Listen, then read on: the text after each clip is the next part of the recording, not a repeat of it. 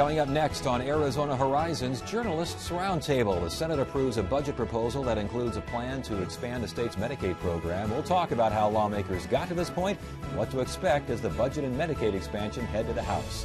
Those stories and more next on the Journalists Roundtable. Arizona Horizon is made possible by contributions from the Friends of Eight, members of your Arizona PBS station. Thank you. Good evening and welcome to Arizona Horizons Journalists Roundtable. I'm Ted Simons. Joining me tonight are Jeremy Duda of the Arizona Capital Times, Howard Fisher of Capital Media Services, and Jim Small of the Arizona Capital Times. 6 Republican senators joined with Senate Democrats to formally and officially shake up state politics. Correct? 5 or 6? What was the final tally here? Well, it's a gang of 5 or a gang of 6, depending on how you want to look at it. You had the amendments to these budget bills, the big amendment, of course, was putting on the governor's Medicaid expansion plan. And you had 5 Republicans, join the Democrats to pass those. The 5 Republicans we've all been pretty much keeping an eye on all session is the 5 who are going to do this. But then a 6th, Michelle Reagan, joined later on. We've, conflicting stories on why she did it and why she voted against it before she voted for it and all that. Okay, give us an overview, Howie, of what exactly happened this week, because we went from snoozing last week, waiting for something to go on, to all you-know-what breaking loose here. Well, what happened is we've known and we've talked about around this table that Andy Biggs had said it would be over his cold, dead body that a Medicaid proposal would get to the floor. That's pretty much what happened. They came up with 18 firm votes. Now, that number is kind of important because that's what you would need for a discharge petition to get it around the Senate president if he had refused to bring it to the floor. Once they had 18, he figured, why bother? So they have the 13 Dems, the 5 Republicans, and they said, we're going to cut a deal. We're going to give the Dems some of what they want in the whole budget package. There was some money, for example, for CPS and grandparent stuff. The Dems certainly want Medicaid expansion. House Majority Leader John McComish, former Senate President Steve Pearce, and some of the others want Medicaid expansion. And they built the coalition, and they rolled the president. And they rolled the president, and McComish kind of led the way, correct? Yeah, he as majority leader, I think he kind of ended up taking it upon himself to be the point person for this Medicaid expansion. He offered the amendment. He, in fact, sponsored the bill. There were 10 budget bills, 8 of them sponsored by President Biggs, and 2 of them sponsored by Mr. McComish. And so he sponsored that bill and ran the amendment and was kind of the point person on that. And I think, was it last week, 2 weeks ago, where he came out publicly and took a stand for the first time on the Medicaid issue. I think a lot of people had viewed him as sympathetic towards it, but he had never come out and formally supported it. And I think once he did that, I think that was really kind of the canary in the coal mine in terms of what Howie's talking about for them getting to that 18 votes, because after that they fell into place rather quickly. And we had quite the debate for quite the considerable amount of time. Describe the atmosphere. Were there fireworks, sparklers? What did we see? Well, there were really 2 debates here. The first was in the Republican caucus. And you had people saying, excuse me, we elected you the majority leader. Your job as majority leader is to represent the majority of the caucus. And the fact is, the majority of the caucus opposes it. They said, they didn't quite use the word traitor, but they said betrayal, that he had betrayed them. McComish's viewpoint is, well, first of all, this is not one of those issues where you don't get to vote your conscience. Number 2, well, I could say they're betraying their Republican governor, so why not? So we had that firework. Then it went to the floor.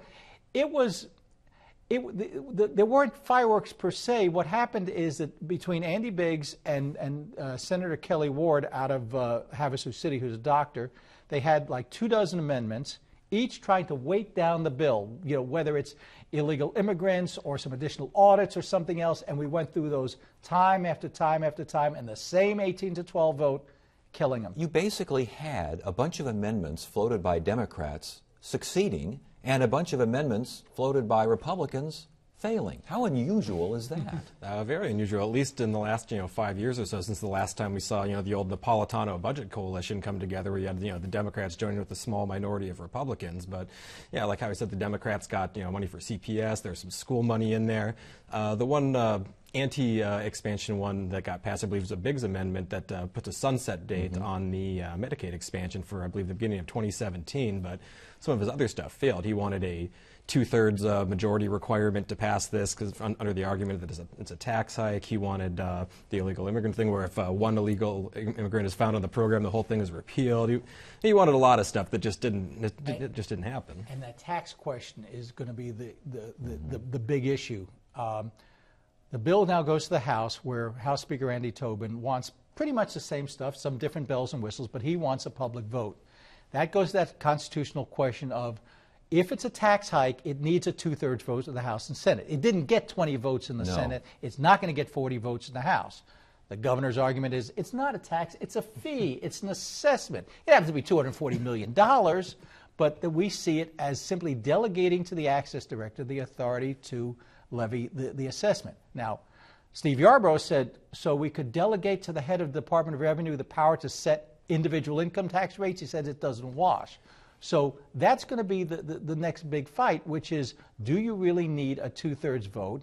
And if this passes without the 2/3 vote, if the House comes up with the plan the way the Senate did, we know there's going to be a lawsuit. Indeed, and I want to get to the House in a second here, but back to the Senate. The Senate president, how hard did he fight this? And I heard that his floor speech was somewhat talk to us about that. Oh, yeah, I mean, certainly he was, passionately opposed to this whole thing, but, he fought it in the sense that he put up a lot of amendments for it and did make a rather lengthy floor speech at one time where people were wondering if there was actually going to be a filibuster and how long this was going to go on. But at the end of the day, he couldn't fight it a whole lot because he was in the minority. The reality was that there were at least 16 people on the other side who wanted to make this happen. So when you have that 16-person majority, it's over. I mean, it's really all over but the shouting, and all you have to do is go through the machinations, which is what yesterday was. It was 12 hours worth of going through the procedure and the things that you need to do in part of the democratic process. But at any point, that majority, I mean, we saw it. Rich Crandall called the question on a vote and stopped voting and forced them to vote on something right then. And he could do that because they had the majority in their behind him. You mentioned Crandall. We've got Pierce, we've got Driggs, we've got Worsley, and of course we have McComish. What's the response? What's the fallout for these folks? Well, I mean, that's hard to say. I mean, look, McComish is in a safe Republican district, but the problem for all these guys is a primary. And we know that there are groups, Tom Jennings' group and others who will try to find, as they already did against Heather Carter, who's carrying this in the House, somebody to run against them. And that's going to make the primary essentially if you will, a referendum on Obamacare. And then, is this some socialist left-wing plot to drain the federal treasury? Yeah, and you've had people for months already, trying to recruit opponents, threatening to recruit opponents. You've had the Chamber of Commerce in their group already vowing to, go to bat, raise money, help out the Republicans who vote for this. And, of course, you've got these other groups, the Americans for Prosperity, they're going to raise money, too. They're going to try and find these opponents. You already had, I believe, Shane Wickfors, the conservative blogger, threatening to run against Worsley, who, of course, spent, $250,000 or so in his race last year, so he's probably safe. But, some of these other races, it's hard to say. McComish raises a lot of money, gets a lot of support. It'll be hard to knock him off. It'll be tough fights. In the House, maybe a little bit different. And again, Crandall is not running again, so he doesn't have to worry about this. Right, Crandall's not running again. I think the one who's intriguing here is Michelle Reagan. She's looking at running for Secretary of State, statewide office. It's going to be it's a primary. She's probably going to be running against Steve Montenegro, who's going to run to her right. And she voted for all of these budget bills yesterday, and then took some flack immediately, immediate fallout, as did all the other Republicans. Conservatives went after him, and today she put out a statement clarifying her position and saying, no, the truth is that I don't support the Medicaid expansion, even though I voted for it. Even though I voted for the rest of the budget, I did it basically to facilitate the process, to move the budget over to the House, to do our constitutional obligation, and I still oppose the Medicaid expansion. It's an interesting idea. The budget and all the bills still would have passed without her vote. She could have easily voted no. Wouldn't have made a lick of difference at the end of the day. So it was kind of an interesting walking back from where she was at, and in a lot of ways it sets the stage for her when this budget comes back from the House for her to vote no on the budget, so she can have one of those weird I was against it before I was for it, before I was against it again. So we'll see where that goes. Yeah, but she could probably vote against this 5 more times if she has the chance. But I think the die's probably already been cast here. she has is the one vote, and it's all you need for 10, 20 mailers in that Secretary of State's primary saying Michelle Reagan voted for Obamacare, and that's all they're going to need. Okay, let's go over to the House now. The Speaker he floated an idea back when all what was breaking loose, as we referred to earlier. His idea was, let's just go ahead and let the voters decide. How does that play in the grand scheme of things? Well, number one, I believe that there are the votes in the House, maybe 31, 32, for the Senate plan, as it is.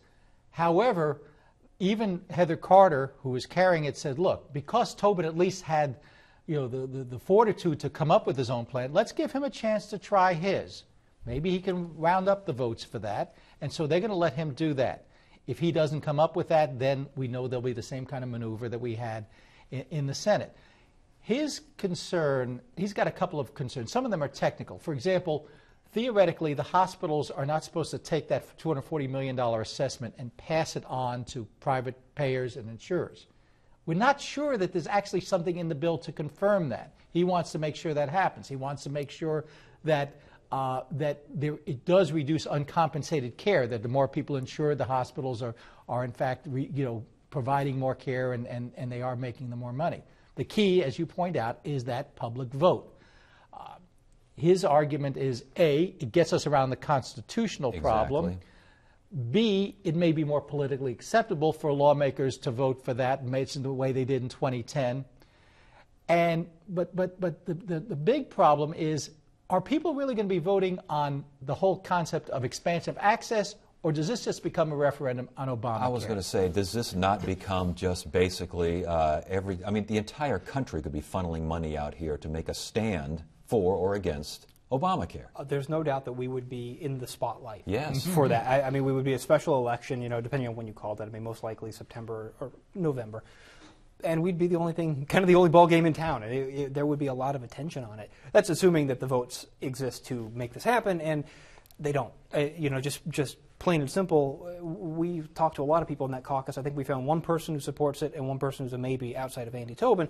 So if he's going to try to work on this next week, I mean, he's really got his work cut out for him, because you've got the people who are the hardcore opponents who don't want to do anything to advance it. Right. They don't want to put it to a vote. They'd rather kill it. And you've got the people who support it, like the Heather Carters and those folks in the House, who support the Senate plan, and they don't want to put it on the ballot either. So you're left with this small, kind of narrow gap in the middle, and realistically, even if all of them supported it, I don't know that you'd have enough votes. And if all of them supported it in the House, you still got to get it through the Senate. Well, that becomes obviously part of the problem. See, he's counting on sweetening it with a few things. He wants that abortion plank in there, the money that no money can go to Planned Parenthood, and he's counting on picking up folks this way.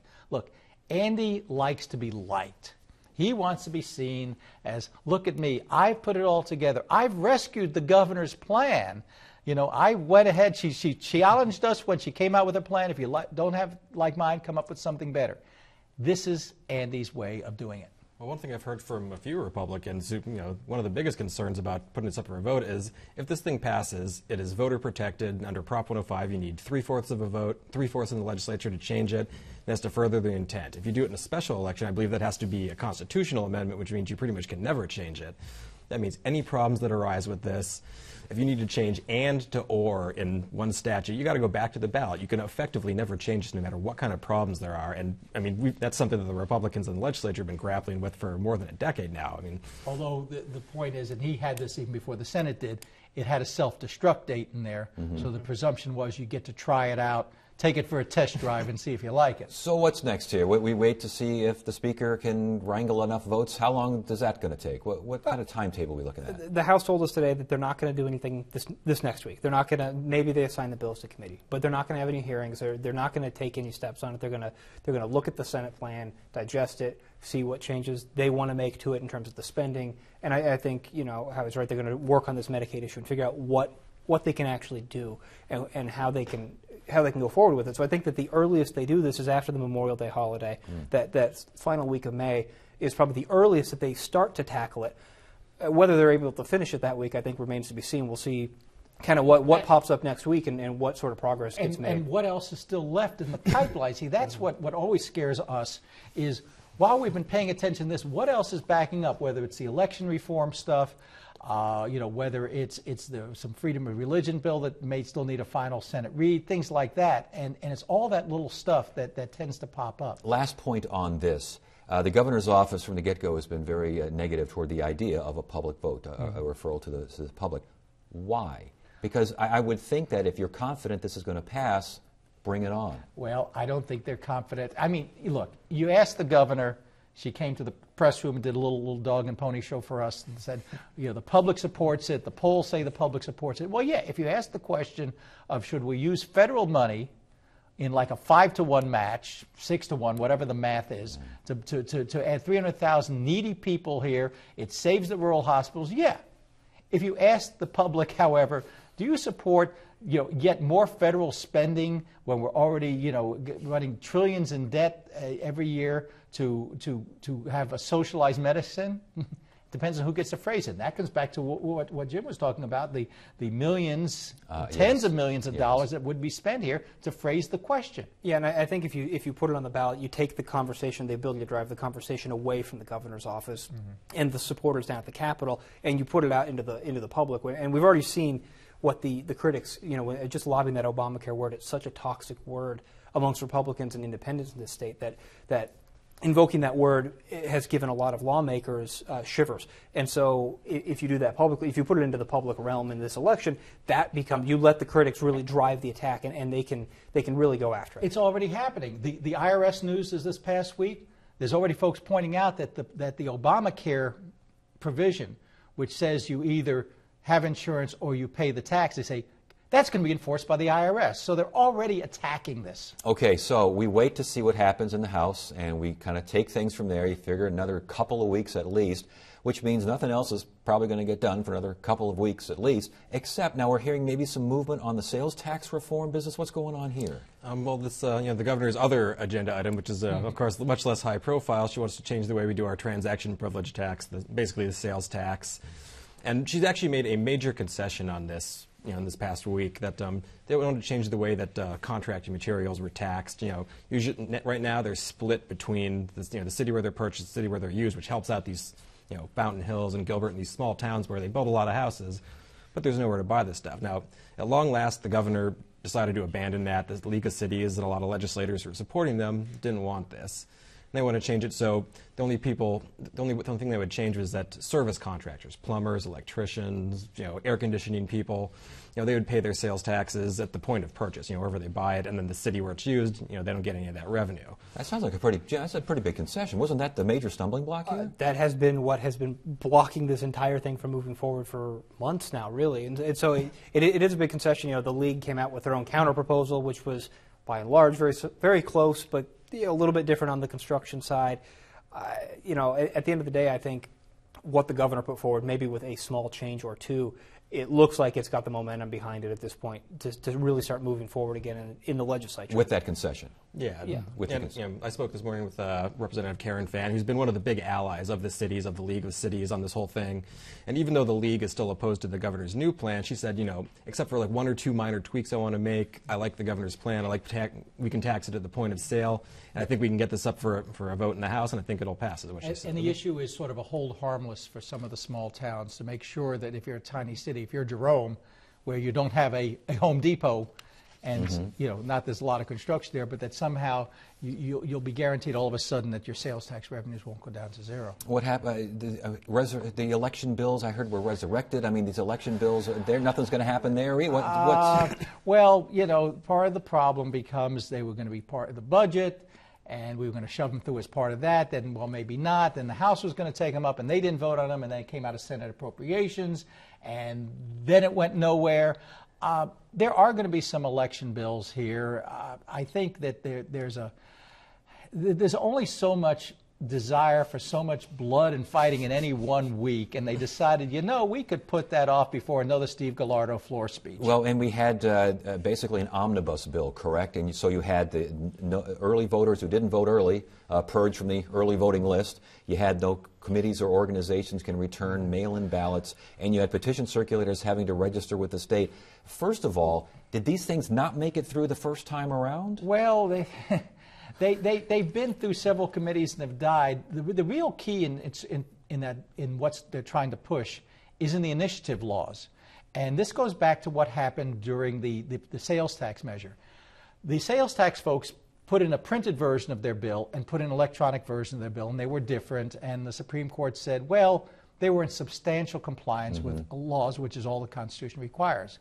This says that you're now going to have a strict compliance standard. So if you forget to run a line through something or don't put a page number on something, they throw out your petitions. This is the thing that I think a lot of people see as a legislative attempt to say only we get to make laws. Right.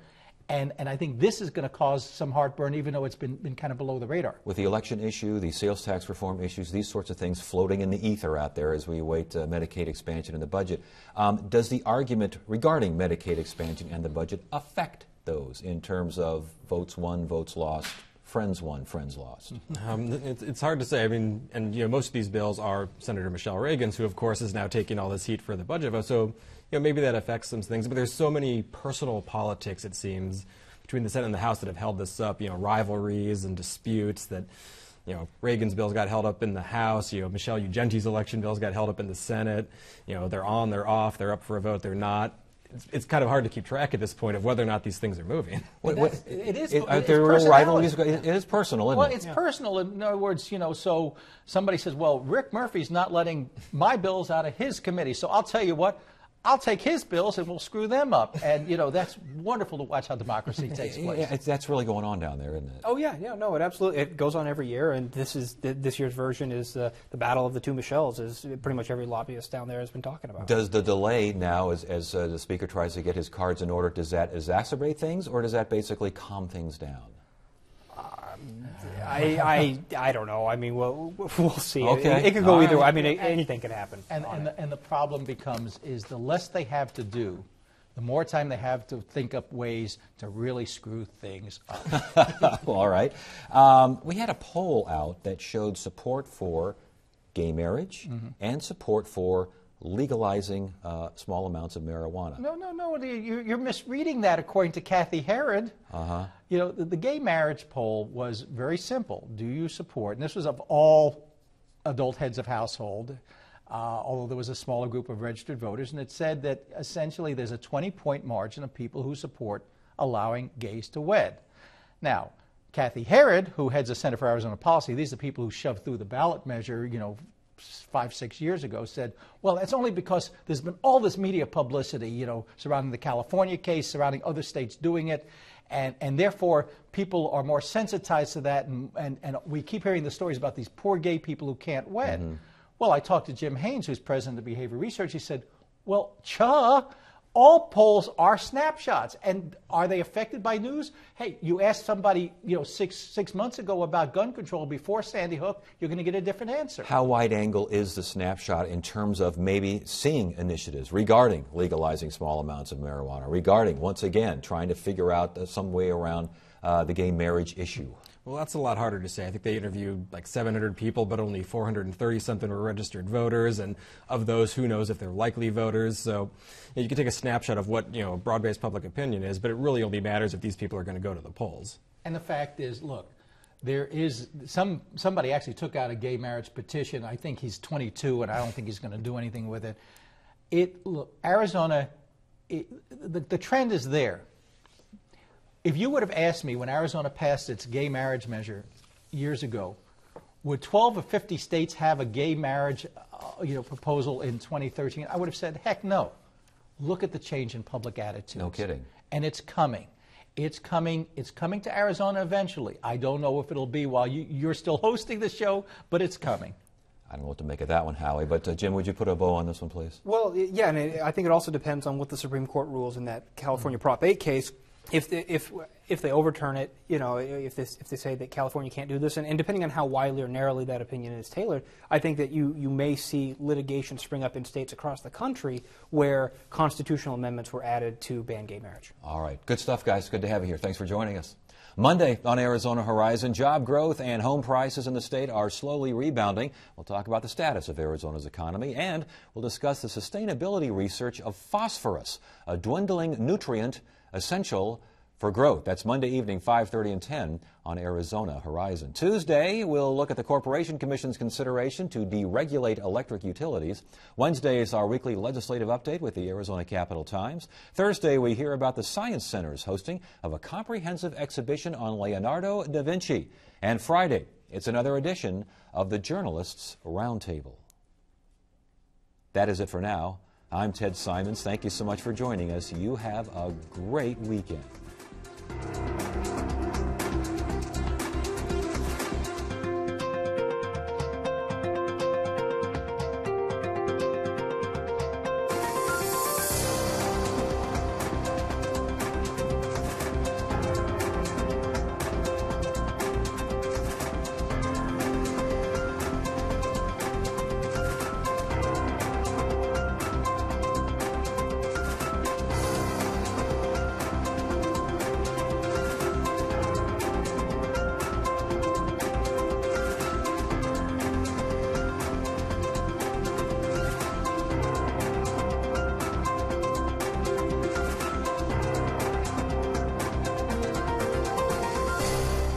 Arizona Horizon is made possible by contributions from the Friends of Eight, members of your Arizona PBS station. Thank you.